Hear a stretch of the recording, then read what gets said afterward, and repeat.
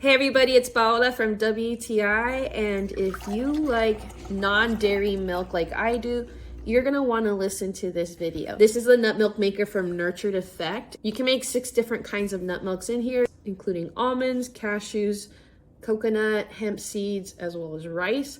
So those are a lot of the vegan milks you can get at the store, but they do have preservatives. And Nurtured Effect included a little recipe book, which I appreciated because I hadn't thought of some of these milks. I just went to my store and got cashews and almonds, and I did pre-soak mine because it does make it a little bit creamier, and I decided to use real vanilla bean. And the interior and the blade are both stainless steel, and these are going to pulverize the nuts. Now you see the max line right there. That's how high you want to fill it. So you're going to get about 20 ounces of milk. I added honey to this recipe, I added chocolate to this one, and you really can customize it. Now, if you use a hotter setting, you will get a thicker milk, but for your everyday milk, you can just go ahead with room temperature, and it will be ready in about 5 minutes.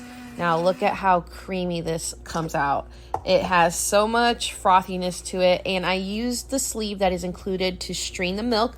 And I poured another cup without straining just to do a taste test, and they were both delicious. I don't think you need to.